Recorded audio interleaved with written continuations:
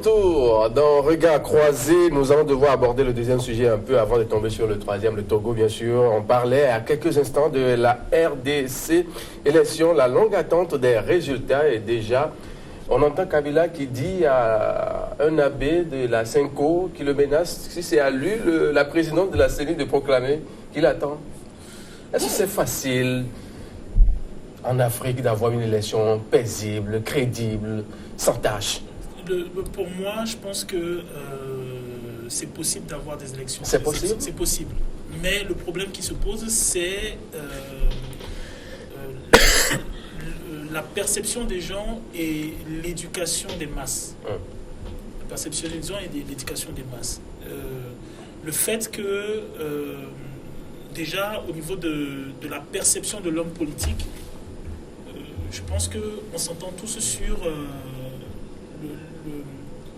le fait qu'on ait forgé le politique africain comme quelqu'un de mafieux. Je pense qu'on l'a tous intégré.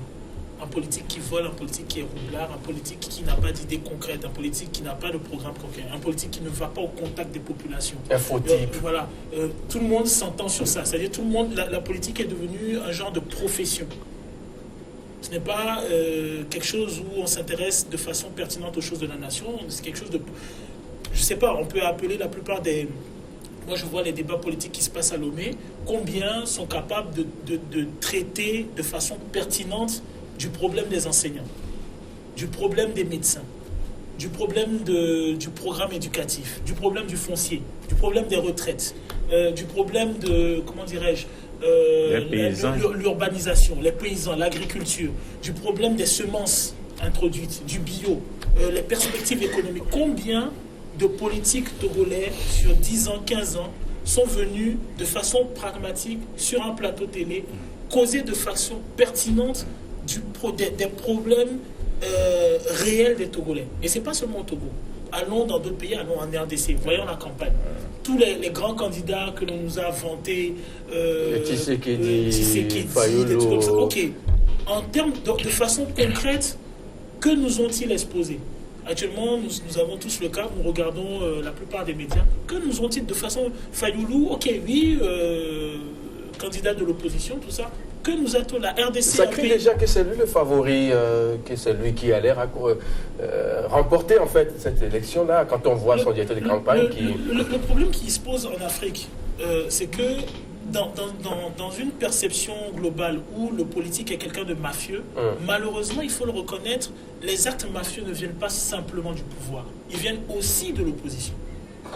C'est ça le problème. C'est-à-dire tous les hommes politiques sont dans une démarche où, comment dirais-je, ne pas respecter l'intégrité est un fait en soi. Donc effectivement, la CENI qui est normalement, parce que c'est un peu ça le problème. Vous êtes parti aux élections parce que vous avez confiance en une institution. Si vous n'aviez pas confiance en cette institution, vous n'iriez pas aux élections. Vous êtes parti aux élections parce que vous avez confiance en une institution. Et vous avez peut-être plus ou moins les ressorts pour un tant soit peu contrôler son action. Ben, cette institution, maintenant il y a une élection qui s'est faite, mais il faut qu'elle compile les résultats. Il y a eu un certain nombre de problèmes plus ou moins obscurs qui ont essayé tantôt d'empêcher, de ralentir, de vicier le processus, comme les incendies, comme l'accident d'avion, on a eu des pertes de vies humaines, on n'a pas d'enquête, on ne sait pas concrètement ce qui s'est passé. Et maintenant, étonnamment, à peine les élections sont terminées, pour un grand pays comme le Congo, sous-développé, en situation de guerre, en situation politique très mouvementée et très violente, on a des candidats qui se permettent, malgré cette situation instable, de dire c'est moi qui ai gagné. Que ce soit M. Fayoulou ou que ce soit M. Chadari.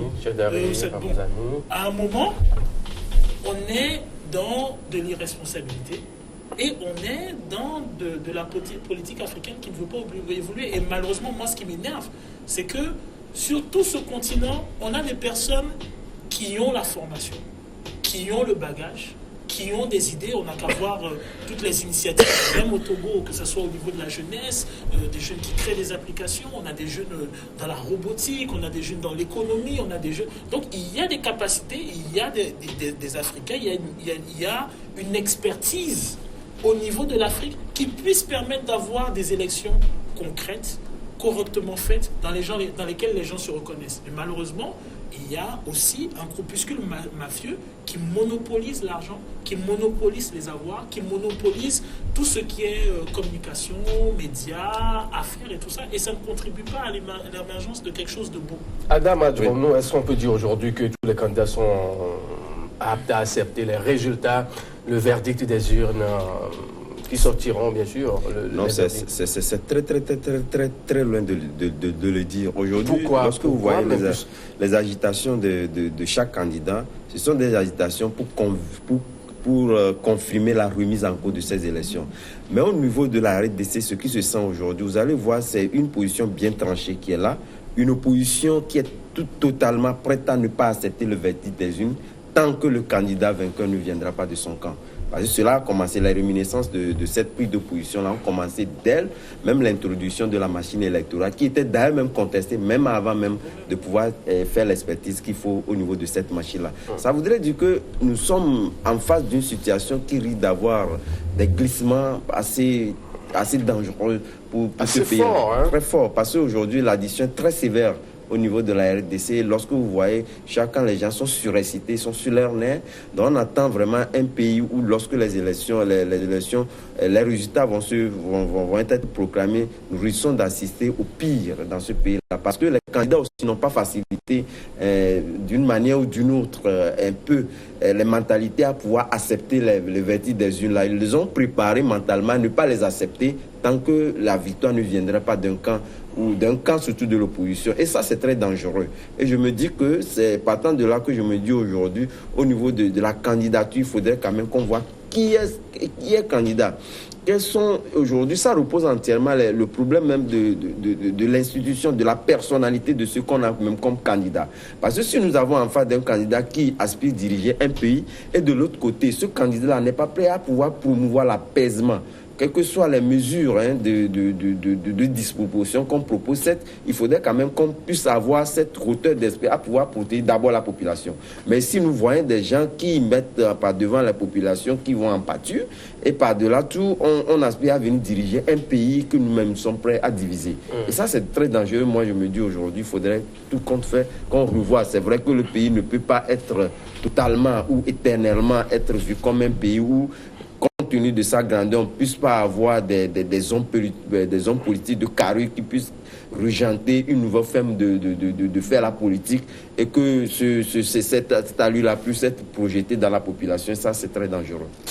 Troisième sujet dans cette émission Regard croisé de ce jour, on revient au Togo pour parler bien sûr de ce claquement de porte de MCD qui quitte le navire de la C14. Ce qui veut dire que finalement le divorce est consommé. Vous savez? Oui, le divorce est consommé du moment où le parti de Maître Tchassona a quitté le groupe. Le divorce est consommé, ça ne voudrait pas dire que le fait que le parti quitte la coalition casse la dynamique de la chose, parce que une chose est de quitter. Moi, j'aurais voulu même que au moment où le MCD appelait les électeurs à se faire enrôler, ces militants allaient se faire enrôler, je pense qu'il aurait dû participer aux élections, parce que il a appelé les militants à se faire enrôler, mais par après, il s'est rétracté, il n'a pas appelé à aller voter. Bon, je ne comprends pas. Je ne comprends pas comment on peut appeler à se faire enrôler malgré la situation dans laquelle on se trouvait, malgré le fait que la C14 condamnait, sinon dénonçait la façon dont les élections se déroulent, enfin le processus. Quand vous êtes dans le groupe, dans la C14, et que malgré cela, vous avez pu appeler vos militants à se faire enrôler, il faut aller jusqu'au bout du processus, c'est-à-dire que appeler également les gens à aller voter, déposer sa candidature pour se faire élire. Mais curieusement, il a boycotté les élections. Je ne sais pas la dynamique dans laquelle il se trouvait avant d'agir comme ça. Bon, maintenant, la C14 a boycotté les élections au lieu de rester soudé pour pouvoir mener le combat. Il a préféré se retirer. Ça aussi, c'est la démocratie. On ne peut pas l'obliger, le MCD, à rester toujours dans la C14. Ça aussi, ça fait partie de la démocratie. Mais je pense que dans les jours à venir, nous pouvons voir clair comment les choses se sont passées entre eux. Parce que certainement, je n'ai pas eu le temps d'approcher Maître Tchassona pour avoir les raisons fondamentales qui l'ont poussé à se retirer finalement. Maurice Donkovi, avec ce claquement de porte, est-ce qu'on ne peut pas donner raison finalement à ceux qui disent que la C14 n'est qu'une bande de gens qui n'ont pas vraiment de vision pour la politique togolaise? Parce qu'on sait qu'avec ce claquement-là, peut-être que ça ne va pas à l'intérieur du groupe, mais on fait semblant de vivre avec. Non, mais moi, en fait, c'est plus un exercice de communication, à mon sens. Pourquoi? Je m'explique. Du moment où vous boycottez des élections et vous n'y allez pas, cela sous-entend de toute façon que lors des résultats, vous n'y êtes pas. Donc, il ne s'agit pas, parce qu'on a l'impression que dans les perceptions, les gens réagissent comme si la C14 avait perdu des élections. En réalité, elle n'a pas perdu d'élection. Elle n'y a pas participé. Donc, par conséquent, les partisans de la C14 ne peuvent pas réagir comme s'ils intégraient le fait qu'ils avaient perdu des élections. Parce qu'en réalité, elles n'y ont pas participé. Ils se sont désolidarisés du processus. Maintenant, comment dirais-je, je ne sais pas, parce qu'effectivement, oui, si le MCD à un moment fait scission, c'est qu'il y avait des litiges déjà. Parce que le simple fait qu'il demande à ses partisans d'aller se faire inscrire, c'est déjà ça allait contre le processus de la C14, c'est-à-dire qu'il y avait déjà un litige. Donc oui, à un moment, il fallait assumer ce litige-là. Ce litige-là, je pense qu'ils l'ont gardé, parce que je pense que il pouvait être peut-être mal perçu à un moment de se désolidariser de façon critique. Ce qui s'est passé au Togo était assez sensible pour que, à un moment, un parti qui se désolidarise de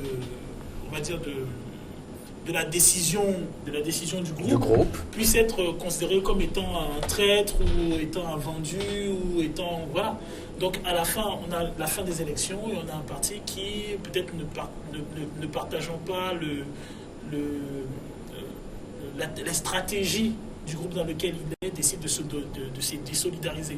Mais je pense que depuis la proclamation des résultats, il y a vraiment un exercice de communication très vicieux qui tend à faire percevoir les choses comme si la C14 avait perdu des élections. Alors que pour qu'elle les perde, il faut encore qu'elle y participe. Mais à travers les déclarations de la coordonnatrice de la C14, elle disait que nous sommes sortis victorieux, les gens ont boycotté, le taux de participation, selon la C14, tourne autour de 5% au moment où le gouvernement, la CENI, annonce près de 60%. Ce qui veut dire que quand même, la C14 n'y était pas. Non, mais quand même... Alors, je sais pas, je parle sur le contrôle de mes frères et peut-être d'analystes qui nous suivraient. Alors, ce sont les partisans du parti UNIR et des partis associés qui ont fait campagne pour que les gens aillent s'inscrire. Lorsque la C14 refusait que les gens aillent s'inscrire sur la liste. Donc, il va de soi que la majeure partie des personnes qui se sont inscrites soient des personnes qui se retrouvent dans le programme d'UNIR et des partis associés. Par conséquent, quand le recensement se fait, quand on fait le toilettage et tout ça, et qu'il y a maintenant le vote, ceux qui vont voter, c'est ceux qui se sont fait enregistrer. Mais pourquoi parler-t-on alors d'une victoire pour la C14? D'une victoire alors, il faut voir. Ceux qui sont partis s'enregistrer, l'ont fait parce que ce qui les motivait, peut-être, ils se reconnaissaient dans ce qui se passait dans l'UNIR et dans les partis associés. Ils vont se faire enregistrer. Après, je me suis fait enregistrer, donc je vais aller voter. Mais parmi ceux qui sont votés, forcément, on va avoir un gros pourcentage. Mais par rapport à ce qui s'est passé au niveau des faits, au niveau de... moi, à un moment, je me rappelle, j'ai quand même été soucieux par rapport à certains confrères, par exemple de la TVT, parce qu'il fallait vraiment avoir un très bon cadreur pour avoir un effet de masse et tout ça. Alors, par rapport Mais c'est pas vérifié dans tout le Togo, hein? Parce qu'on a vu d'autres reportages à l'intérieur du pays, même s'il y a dans la capitale, peut-être il n'y a pas un engouement à de certains niveaux, mais à d'autres niveaux, peut-être à l'intérieur du pays, il y a des gens qui étaient sortis pour aller voter quand même. Le peu que j'ai, ce que j'ai pu voir, j'ai pas eu l'impression qu'il y avait un gros effet de masse. Maintenant, même ceci étant dit, même quand on voit par rapport à ce qui se passe à Lomé, moi je suis à Lomé, j'ai pas eu l'impression d'un superbe engouement. Maintenant, le Togo ne sort pas de l'exception. Quand il y a ce genre de vote, il y a une querelle de chiffres. La C14 estime qu'elle a gagné parce qu'elle estime que peut-être à travers ces enquêtes, les gens ne sont pas sortis. Le parti UNIR estime qu'en fonction de ceux qui se sont enregistrés et de ceux qui ont voté, ils ont un chiffre qui avoisine les 60%. Oui, justement, avant de donner la parole à... Oui, c'est-à-dire que le processus électoral s'est déroulé en plusieurs étapes. La première étape consiste à se faire enrôler. Les gens se sont fait enrôler parce qu'il y a des gens qui veulent avoir la carte d'électeur parce que à l'intérieur du pays, surtout, les gens n'ont pas la carte nationale d'identité et que la carte d'électeur remplace valablement, dans certains, voilà, la carte d'électeur remplace valablement la carte nationale d'identité. Ça, c'est un. Le 2, c'est qu'au niveau de l'administration, les gens ont peur de boycotter les élections. Et donc, forcément, il faut aller se faire enrôler, même si dans les oraux, vous votez au blanc, c'est-à-dire que vous faites bulletin nul, il faut quand même aller se faire enrôler. Il faut qu'au jour de l'élection ou des élections, il faut aller voter pour qu'on puisse retrouver au moins l'encre indélébile sur le doigt. C'est pour cela que vous allez constater que au niveau de l'enrôlement, il y a des gens qui sont allés faire l'enrôlement. Ça, c'est la première étape. La deuxième étape, lorsqu'il s'agissait de voter, ceux qui ont déjà leur carte d'électeur sont déjà satisfaits. Ils ont boycotté le vote. Maintenant, ceux qui sont obligés d'aller voter. Comment obligé? Non, c'est-à-dire qu'ils sont obligés parce que nous sommes au Togo et si vous appartenez, vous êtes peut-être dans l'administration ou autre et que on ne retrouve pas l'encre indélébile. C'est vérifier l'administration n'est pas politique. Non, c'est-à-dire que l'idéal voudrait que on soit dans une démocratie. C'est-à-dire que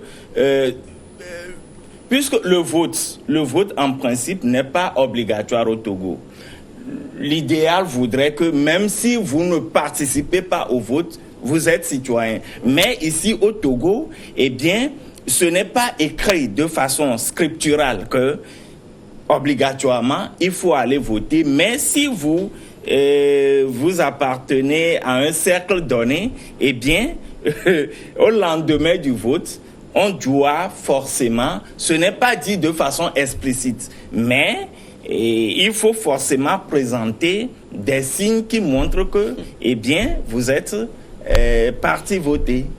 Adam, le MCD de Djassona dit adieu à la C14. Oui, avant de Pour vous, c'est un événement? Non, avant de rebondir même sur la question du MCD, permettez-moi un peu de réagir sur les deux analyses sur lesquelles moi je suis totalement sur toute la ligne. Je ne suis pas d'accord sur toute la ligne. Okay. Dans un premier temps, d'abord, lorsqu'on dit d'une manière factuelle, mécanique, on peut estimer que la C14 n'y ait pas participé à ces élections-là. Mais d'une manière concrète, moi, je pense que la C14 attendait un résultat. Quand bien même n'ayant pas participé à ces élections. Arracher la parole, on marque une pause et puis on se retrouve pour la suite du débat, puis ça devient intéressant.